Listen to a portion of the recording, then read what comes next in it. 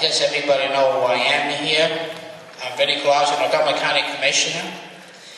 I want to thank you, DCNR, to give us $400,000 in grants to start this project. This project was started 13 years ago before I come on board. And I'm going to secure the public, the citizen, and the taxpayer in Montgomery County, because as a county commissioner, I will not put $1 taxpayer money in this project. Okay, now I'm going to pass it on to Pat Mack.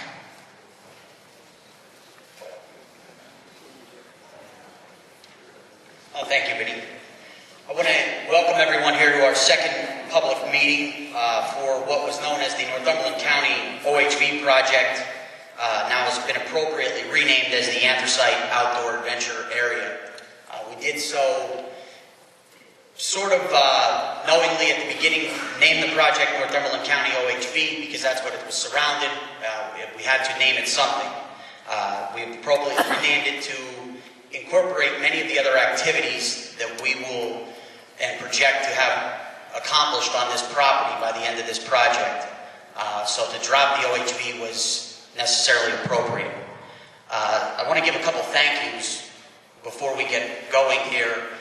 We had the extreme pleasure this weekend and yesterday to have folks from Pennsylvania Off-Highway Vehicle Association and NOVAC, the National Off-Highway Vehicle Conservation Council, come here. Some of these folks are from across the nation and educate us on environmental and good conservation stewardship and how we can incorporate it into this project. We had a great couple of days. We had a great trail ride. I think as many of the residents know, this was a truly great experience. I want to thank Polaris and TPC Power Center for donating the vehicles that we rode on the property, and I think we were able to give these folks the experience they needed and what all the local residents need or already know that this project can be. That said, I'd like to introduce Russ Enos with NOVAC, just to say a couple words about their organization and about what his impression was of the project for seeing it for the first time.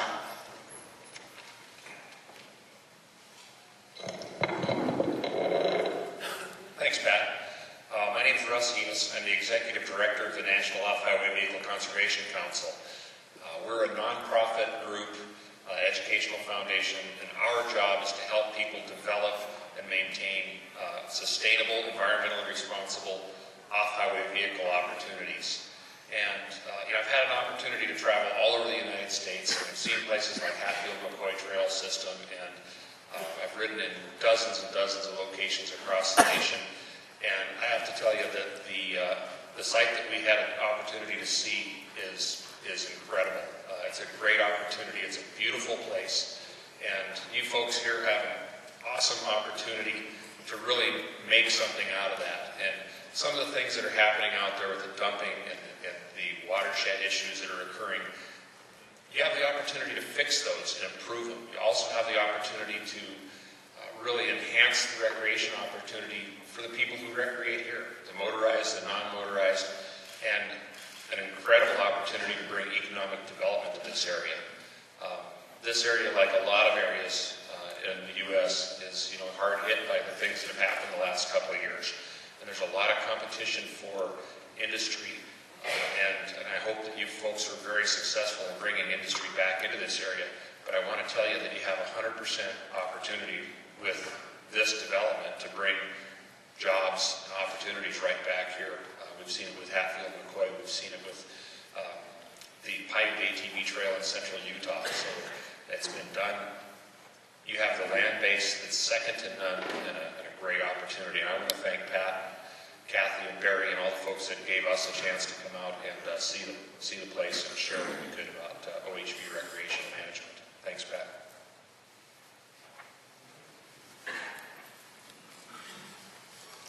We're fortunate to have DCNR representatives here with us tonight, and so I would like to point them out. Alex McDonald's here, our project coordinator out of Harrisburg, and Mr. Wes Farringer is here, and he's going to say a few words on behalf of the project.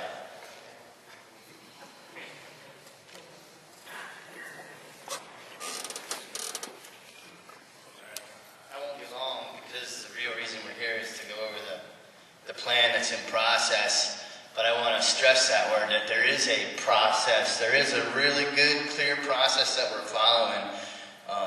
This is your plan. The success of this project depends on the people that are here participating in the last meeting, in this meeting, and through other various forms of participation. It does have public oversight, and that's a very good thing. DCNR is in support of the project, and it's been progressing in a very positive way. And a beautiful thing after yesterday, spending yesterday with the good folks from the folks that have been doing this for a long time all over the country, really reassured us that we have a treasure right here, a potential to have a fantastic project, and there are many right ways to do it, and it seems like we're on the right track. So I'm really grateful for that opportunity that we had. But DCNR is happy how things are going, and hopefully you are engaged and contributing your ideas and thoughts to the project as well, because it is a public process. So without further ado, I'd like to pass it back, but thank you so much for coming.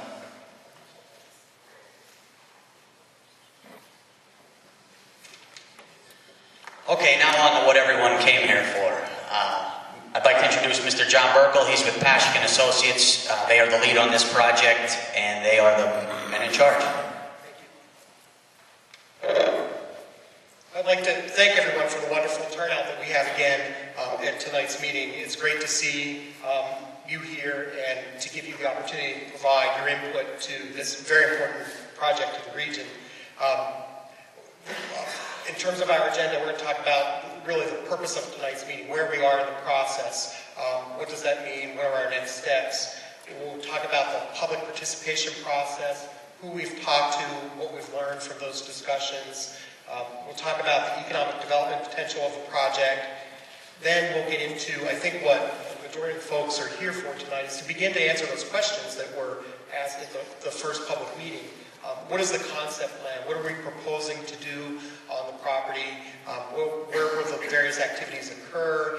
And what will be the policies that will be in place for the operation of the facility?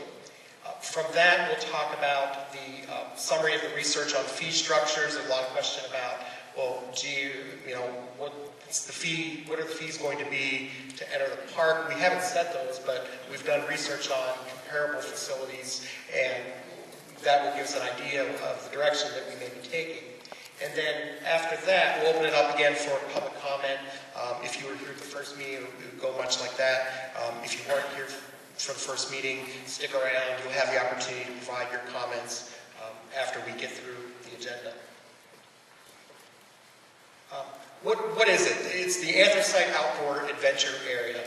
It's providing responsible recreation opportunities for motorized recreation, including full-size 4x4s, on-road, off-road, street legal, hand-built vehicles. It also intended for all-terrain vehicles and off-highway motorcycles.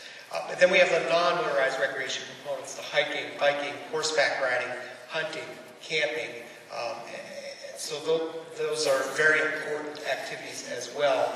Thus, the discussion through the steering committee and the process to change the name to really focus on the broader definition of an outdoor adventure area. It's responsible recreation for all, establishing expectations, adopting policies, and identifying consequences. Being good stewards of the land. We heard a lot about how can we make this land better with this project than it is today, and to ensure that the motorized activity in particular is being a good steward to the land. How can we be a good neighbor? Many of you were here at the first public meeting and you talked about your concerns, whether it's traffic, ATV, off-highway vehicle traffic on your street, noise, dust, those kinds of issues. And we'll talk about how we are proposing to address that. We really would like to tie this part to the region's coal heritage, interpreting the coal heritage. That will make this facility special. Talk about the economic development opportunities, providing the goods and services desired by the visitors to the facility. Where will they, how can we entice them to spend money in the community? How can the local businesses profit from the activities that are being proposed in the facility. And then opportunities for all, from beginners to experts, from families to the hardcore enthusiasts. We want everybody to be able to go out and recreate on the property in a very secure and comfortable manner. In terms of tonight's meeting, we've covered the agenda. The planning process is thoughtful. It's considerate of many aspects and therefore takes time to complete. There were a lot of people frustrated at the first meeting because we asked for your comments, but we weren't ready to respond with answers. And that's because we weren't at that point to be able to answer them. We wanted to understand your issues, your concerns, and then take it back to the table and determine how we can plan this facility to respond to those concerns. And so tonight is the beginning of that process to share with you how we propose to address those issues. At this point, I'd like to turn it, well, first I'd like to introduce people here with me on my team. I failed to do that. Bob Good is a colleague of mine at Passion Associates, and he is focused on the business planning and the policy planning and the management planning for the park. And we have Steve Barber from Benoni Associates, which is an engineering, multidisciplinary engineering firm that's focusing on the engineering aspects of the project. With that, I'd like to turn it over to Bob to talk about the public participation process, how it's an ongoing process during the course of this planning. It's been important for us to include a significant public input process as we move through this.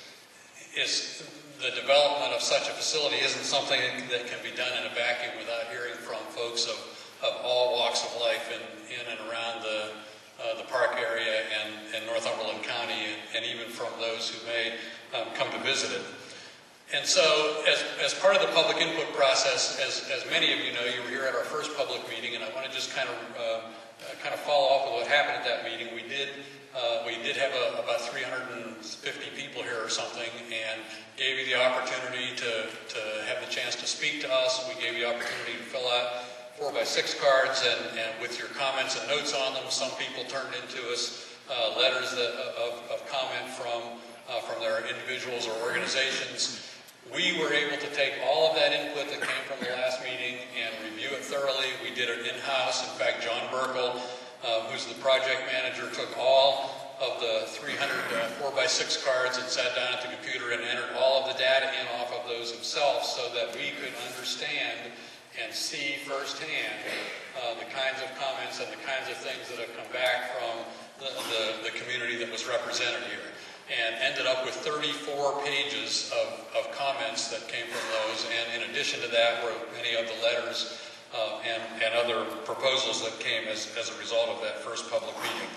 And so in the last couple of months, as we moved ahead with the development of the concept plan, as we moved ahead with looking at the finances and the economics of the facility, we've taken into consideration the things that came from that first public meeting.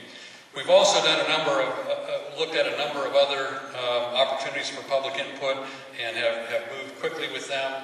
We held a meeting, one of what will be 3 meetings with elected officials in the area, where we sat down to talk about what the potential impacts are on individual communities, what the opportunities are for the communities, and had a good conversation with both elected and appointed officials for that.